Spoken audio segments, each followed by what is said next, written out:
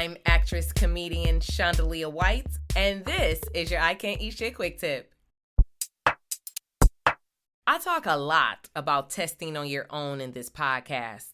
And if you aren't familiar with what I'm talking about because you're new to the podcast and you're just now tuning in, or you've been watching and you just don't be listening or you be forgetting, go ahead and check out any full or quick tip episode by clicking the link in the description or the link that'll pop up above if you're just watching. And you'll hear me talking about some sort of gut test that I've taken that has improved my health and healed my gut. But this quick tip is going to be about the pros and cons of self-testing. So let's get into it. Okay, one of the pros of testing on your own is that you eliminate the middleman. And who doesn't like to eliminate the middleman, okay? That means get rid of the doctor, get rid of the insurance, and go right to the source. That could be great because it could be cheaper. When you are just going to the source, there's no additional fees. So all those fees that you would get from the doctor where you like, I thought I already paid. Why do I keep getting these bills? Yeah, you eliminate all of that by going directly to the source. It is what it is when you pay for it. So that's one pro. The second pro would be that you can test for anything you want to test for. Nowadays, having access to endless amounts of tests are at your fingertips. So that's a huge pro. And you can also go to a facility to get that done as well. But the last pro I would say is that you can do it from the comfort of your own home, right? I mean, telehealth has skyrocketed since the pandemic. And we all kind of found out that we don't have to go in for everything that's wrong with us. So I think that self-testing can be great if you would like to just do it from home and you don't want to go into the doctor. Also, if you do want to go in, but you don't like going into the doctor per se, there are labs usually close to your home that you can look up and still do that self-testing. And those are your pros. Cons. First of all, you may not know what to test for. You're not a doctor. You don't know what you're doing. So how you going to know what to test for?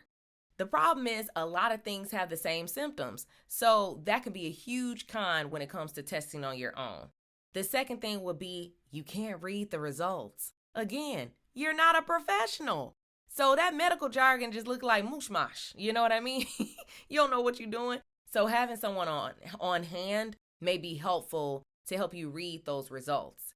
And the last thing with the cons is you might become a hypochondriac. I mean, you can get out of hand just testing on your own. You just doing tests just to be doing them because you're like, ooh, it's just endless amounts of tests.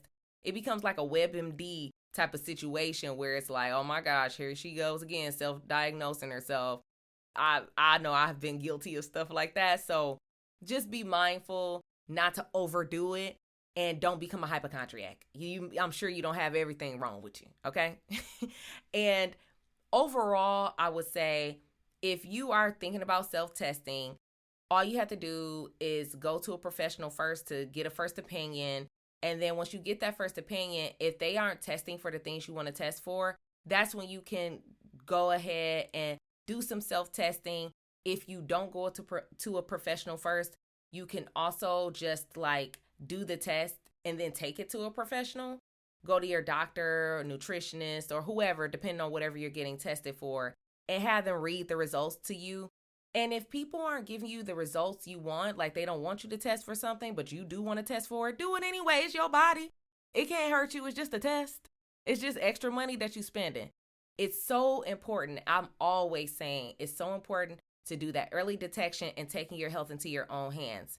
Like I always say, take care of your body so it can take care of you, or you're going to be dealing with a lot of shit. And that is your quick tip. Check out full episodes of I Can't Eat Shit podcast wherever you stream your podcast. You can also check me out on YouTube at Shondalia White, I Can't Eat Shit podcast. I have an RSS feed playlist where you can just listen, and I also have a video playlist where you can watch it. If you decide to watch, you'll also find my There's Another Way to Do That full cooking segments where I teach you how to modify recipes based on my restrictions. They are amazing, gluten-free, dairy-free, and spicy-free. They're seasoned, though. It's a lot of seasoning. It's just not spicy. for the autoimmune friends out there and anyone dealing with any kind of gut issues. Great recipes if you're just a foodie. Check that out. Amazing. I also do it on TikTok. You can also follow I Can't Eat Shit Podcast on Instagram at I Can't Eat Shit Podcast, or follow me and see what I'm up to at Shondalia White. Thank you so much. I'll see you next time. I Can't Eat Shit!